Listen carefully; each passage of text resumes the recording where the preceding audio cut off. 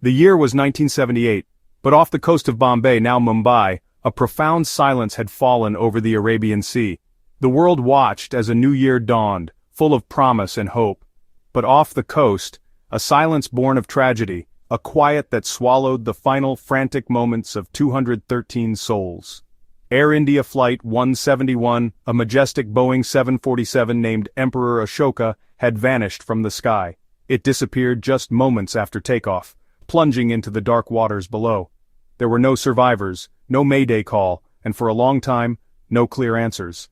The sea held its secrets tightly, leaving behind a void filled only with questions. The initial investigation was swift, but its conclusions felt incomplete, unsatisfying. For years the official story remained the only story, but the silence from the sea was not absolute. On the evening of January 1, 1978, Air India Flight 171 stood ready on the tarmac at Bombay's Santa Cruz Airport. The Boeing 747-237B was the pride of the airline's fleet. On board were 190 passengers, a crew of 23, destined for Dubai. For them, this was just another flight. The takeoff was normal. At 8:12 p.m. local time, the jetliner lifted gracefully into the night sky. It climbed over the coast, banking left as planned, but just 101 seconds after leaving the ground, the routine ended. Something went terribly wrong inside the cockpit of the Emperor Ashoka. The aircraft began a slow, deliberate, and terrifying roll to the left. The nose dropped, and the 747 entered a spiraling descent. Air traffic controllers watched in confusion as the blip vanished. There was no distress call. The impact was catastrophic. The Boeing 747 struck the Arabian Sea about 3 kilometers off Bandra. The world was stunned. In the immediate aftermath of the crash, chaos reigned. Rescue boats scrambled, fishing trawlers joined the scene. The sea was littered with twisted metal, seat cushions, luggage, and human remains. There was no hope of finding survivors. Images of grieving families and vigils filled the days that followed. Indian Navy divers descended into shallow, murky depths and found a shattered wreck. They recovered the flight data and cockpit voice recorders, the crucial black boxes holding the flight's final moments. The instruments showed a bank to the left that continued until an unstoppable spiral. The cockpit voice recorder captured the captain's final confused words. His instruments were toppling. Investigators concluded the attitude director indicator had malfunctioned, spatial disorientation and pilot error. But many in the aviation world were skeptical. How could seasoned professionals ignore the standby instrument? Years passed, the files closed, memorials stood, and the world moved on. But for some, pilot error never sat well. One such man was Roby Liebrandt, an American pilot with a forensic interest in aviation safety. He kept asking, how could 3 experienced airmen be fooled? He spoke to captains, flight engineers, and safety experts. Many shared his skepticism. His living room became an incident room, walls covered with timelines, instrument layouts, and the flight's last 101 seconds. He recreated the night in a simulator and struggled to replicate the crash unless the standby ADI was ignored. Accessing 1970s technical documents proved slow and frustrating. He connected with retired Boeing engineers and former Air India employees who provided system-level insights. Over years, curiosity became a crusade, convinced the key lay hidden in plain sight. Roby Liebrandt began with the official accident report, dissecting every sentence and chart. He obtained the cockpit voice recorder transcripts and the raw flight data recorder material. Unlike the original investigators under time pressure, Liebrandt had the luxury of time to be meticulous. He simulated the departure repeatedly, programming an ADI failure as reported. He couldn't reproduce the loss without the crew intentionally or unknowingly ignoring a working standby ADI. His living room walls filled with annotated manuals and a timeline of those final 101 seconds.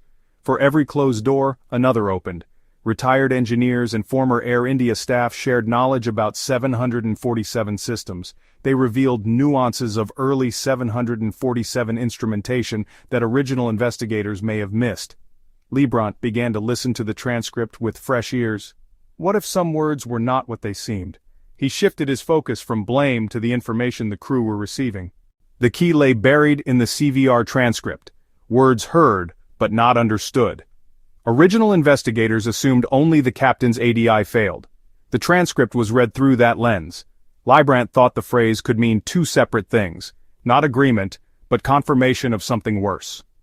What if mine has also toppled meant a second instrument was failing? and "looks fine" referred to the standby. If both primary ADIs failed simultaneously or in quick succession, the crew faced an almost impossible situation. At night, over an ocean with no visual horizon, misleading instruments become deadly. Leibbrandt researched the 747's instrument comparator, the circuit that should warn of disagreement between ADIs. He found a scenario where a common component failure, a breaker or relay, could make both ADIs fail without triggering the comparator alarm.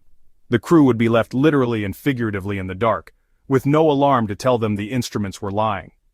The black box that once condemned them now offered a radically different reading, a silent mechanical betrayal. Leibrandt's case was not a single discovery, but a chain of interconnected facts. The CVR reinterpretation, supported by the flight data recorder, showed control inputs consistent with pilots responding to faulty information. They weren't irrational, they were reacting rationally to instruments that were lying. The truth, the plane's systems had failed them. Original investigators followed logical steps given the time and knowledge then available. A single ADI failure leading to disorientation was a familiar explanation. Leibbrandt revealed a latent vulnerability. A single point in the electrical system could knock out both ADIs without tripping the comparator. The black box became vindication. The community began to reevaluate the crash. While the official report wasn't amended, consensus shifted. Flight 171 became a textbook example of insidious instrument failure. The crew were not the cause. They were victims of a rare mechanical failure that the warning systems couldn't detect. They battled for 101 seconds against a phantom in the machine that stole their senses. Uncovering the probable true cause had an impact beyond setting the record straight. Manufacturers and regulatory bodies took notice. Training centers developed new simulator programs to drill pilots for severe instrument failures. The simple, non-electrical standby ADI was re-emphasized. Leibrandt's findings prompted reviews and changes in instrumentation and warning logic across aircraft types. Pilots were trained to be more skeptical of displays and cultivate independent mental models. The case argued for independent review and warned against premature conclusions. New methods and continuous learning and accident investigation were encouraged. The legacy of Flight 171 helped shape safer systems and better trained crews, contributing to the safety we have today. The echoes of Flight 171 live in modern cockpits' quiet competence. For the families of the 213 victims, the years that followed were filled with grief compounded by uncertainty. For the family of Captain Kukar, First Officer Vermani, and Flight Engineer Faria, the official verdict was a heavy burden. The new understanding brought decades later was a profound and emotional release, lifting the weight of blame. Their names were cleared, not by court, but by professional and public opinion. Uncovering the truth honored every passenger and crew member. Their loss became a catalyst for safety. It led to strengthened procedures, better designed systems, and more robust training. Closure is not just about finding an answer, it is about finding the right answer. Their loss helped create safer skies for everyone who followed. The 213 souls aboard the Emperor Ashoka were lost to the sea, but thanks to the tireless search for truth, their story did not end there. In the cold light of day, the pursuit of truth is both illuminating and healing.